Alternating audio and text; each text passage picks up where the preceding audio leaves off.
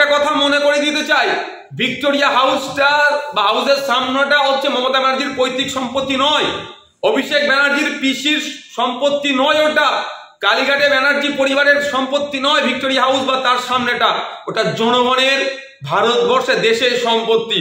সুতরাং ওখানে আগামী দিনে আমরা প্রোগ্রাম করব। যেভাবে কোর্ট অর্ডার নিয়ে আমরা কলকাতাতেই আমাদের ফাউন্ডেশন ডে উদযাপন করছি, ঠিক একইভাবে কোর্ট অর্ডার নিয়ে দরকার লাগলে আমরা ভিক্টোরিয়া হাউসের সামনেই প্রোগ্রাম করব।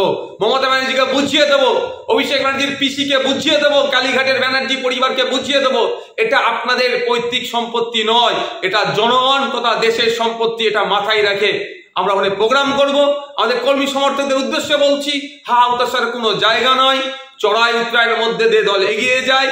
সবসময় যে মসৃণ পথ থাকবে এটাও যেমন নয়, ঠিক একইভাবে পথে সবসময় কাঁটা বিছানো থাকবে এটাও নয়। আমরা আগামী দিনে প্রয়োজনে কোর্টের মাধ্যমে, কোর্টের অর্ডার নেই, ভিক্টোরিয়া হাউসের সামনে প্রোগ্রাম করে দেখিয়ে দেবো যে মমতা ব্যানার্জির পৈতৃক সম্পত্তি নয়, ওটা দেখিয়ে দেবো। আমরা দেখিয়ে দেবো জনসংঘ, আমাদের কর্মী সমর্থকদেরকে নিয়ে আমরা ওখানে আবার আগামী দিনে প্রোগ্রাম করব। কেন হবে না আগামীকালকে সভা? অবশ্যই হবে।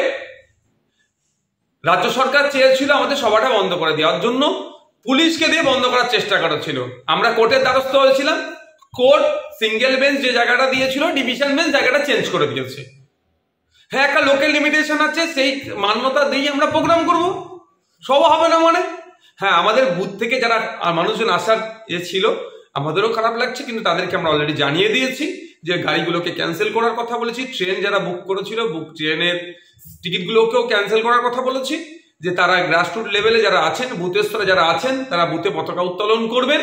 এবং সাথে সাথে যে আমরা আগামীকাল কোর্টের অর্ডারকে মান্যতা দিয়ে যেভাবে 1000-এর নিচে লোককে নিয়ে প্রোগ্রাম করব, সেই প্রোগ্রামে আমরা যা বক্তব্য দেব এটা বুথের স্তরে সাধারণ মানুষকে পৌঁছে দেওয়ার জন্য টিভির পর্দার ব্যবস্থা করার কথা বলেছি।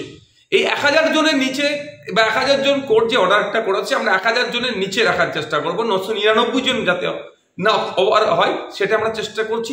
এই যে জনসংখ্যাটা আসবে এটা আমাদের টোটাল রাজ্য কমিটি দায়িত্ব নিয়েছে, রাজ্য কমিটি লোকটা নিয়ে আসবে, এর বাইরে অন্য কোনো মানুষ আসবেন না।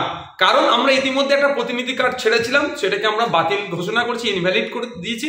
আমরা নতুন করে রাজ্য কমিটির পক্ষ থেকে আবার একটা প্রতিনিধি কার্ড তৈরি করেছি, আমরা সার্কুলেট করে দিয়েছি, যে প্রতিনিধি কার্ডটা দেখিয়ে শুধু ওখানে এন্ট্রি হতে পারবে, যেটা আমরা 1000-এর নিচে রেখেছি। আগামী দিন যদি ভিক্টোরিয়া হাউসের সামনে সভা করতে হয় তাহলে আমরা পিছিয়ে আসছি না।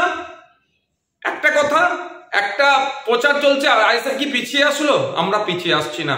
একটা কথা মনে করিয়ে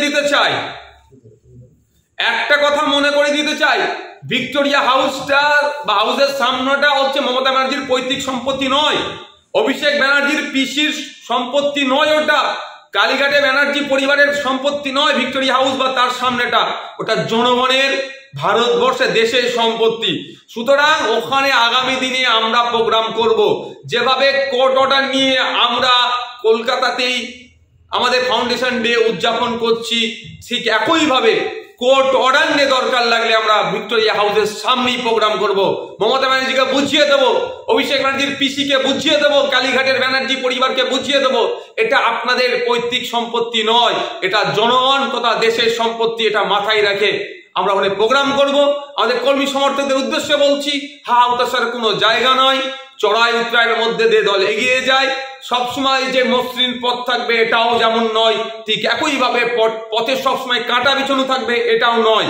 আমরা আগামী দিনে প্রয়োজনে কোর্টের মাধ্যমে, কোর্টের অর্ডার নেই, ভিক্টোরিয়া হাউসের সামনে প্রোগ্রাম করে দেখিয়ে দেবো যে মমতা ব্যানার্জির পৈতৃক সম্পত্তি নয়, ওটা দেখিয়ে দেবো। আমরা দেখিয়ে দেবো জনসংঘ, আমাদের কর্মী সমর্থকদেরকে নিয়ে আমরা ওখানে আবার আগামী দিনে প্রোগ্রাম করব।